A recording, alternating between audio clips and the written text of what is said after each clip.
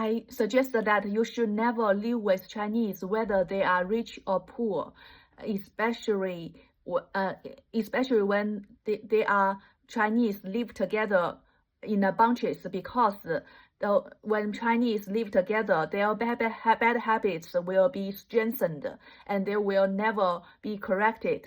And when they do bad things, they will never have a remorse, because they will comfort each other, and they would think that is normal. And the bad habits would even there may be some good Chinese, but those bad Chinese would just mingle them together, and the good Chinese would always get influenced. You can't escape it. Even me, I can't escape it.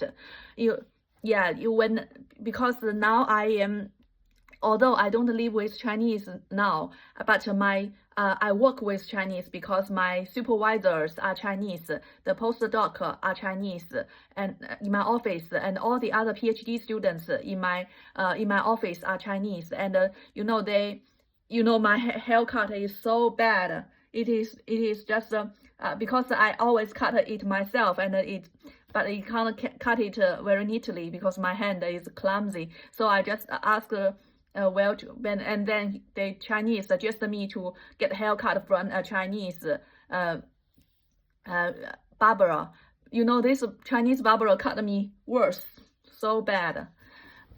So they are these Chinese. They are low-class Chinese and high-class Chinese.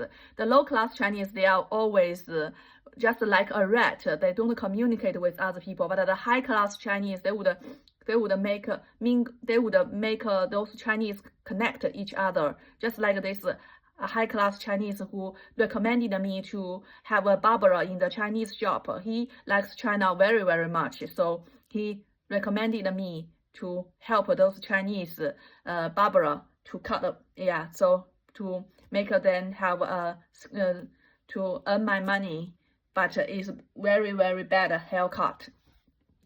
And what I want to say is that I can't escape the Chinese influence, because as a PhD student, just in a new country, and from professional to academic, I don't know what to do, and my teacher don't taught me anything. They are just my bosses. Just we meet once a month or twice a month. They would never give any guidance. They just check what you have done in the last month. If you do nothing, then after a half year, they would fail me. That is what my supervisor do. I have to be very, very nice to them, and just like those Chinese, they are like they do. You must behave like them, and they might have a conscience with you.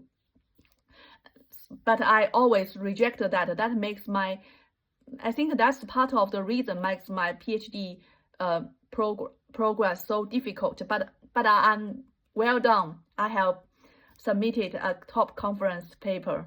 It is I have been at the top research level in my area. And this postdoc, he always he would react to my discussions, and I have to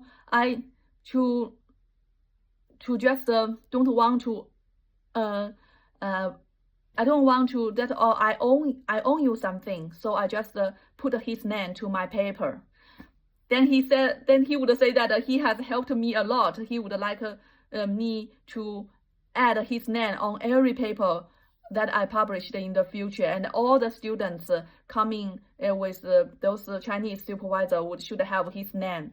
That is, his word is not like that, but he just said that. He said that, Professor Pang would have so many new students, then 10 students, then the next year they would have 10 papers, then I would have 10 papers, because they will all add my name to it. That is what he said.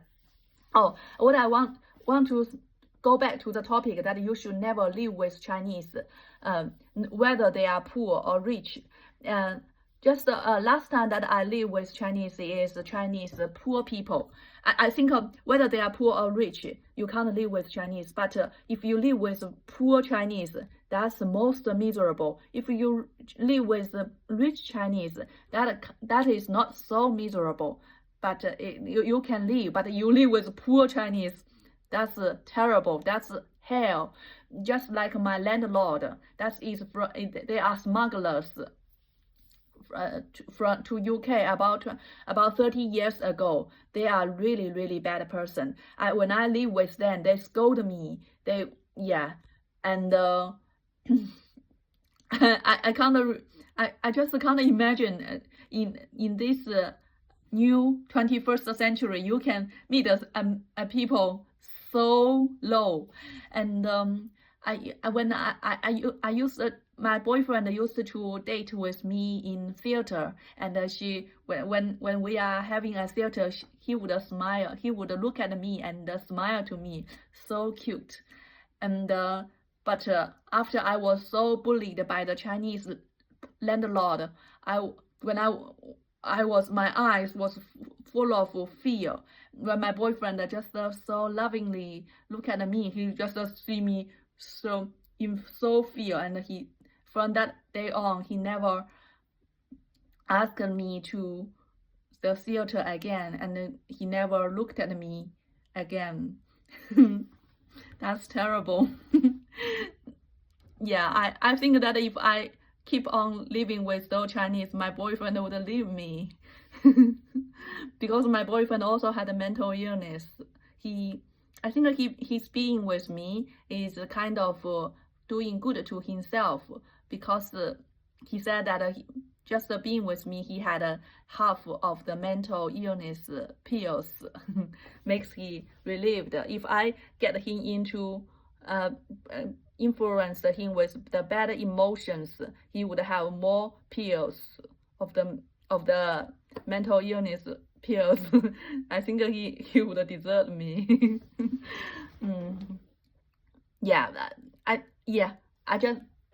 So in conclusion, you should never live with Chinese, whether they are poor or rich. Especially the poor ones are really terrible, and you should never live with Chinese when they are live together, because their bad habits would just be strengthened, and they will never remorse what they have done wrong. That's what I'm saying. Yeah, even I am alone living with my British roommate. I have many bad habits, many bad just popping out of my mind. I have, sometimes I just such as he always cleaning, but I seldom did that, and I always sometimes I think that I am too busy, that I am not in the mood to clean it. But sometimes I would on purposely that now she is cleaning, I should cleaning too, so I will just do it. So that takes a strength, to make a change, not comes naturally. But if you live with a group of Chinese, that those people is so bad, and then if I live with a bad Chinese, and then they would only invite the bad habits inside of me, and I would always think that, oh, I'm not bad enough, I should be worse. So that is the difference. Nobody can change the environment. You should choose your environment. That's my experience.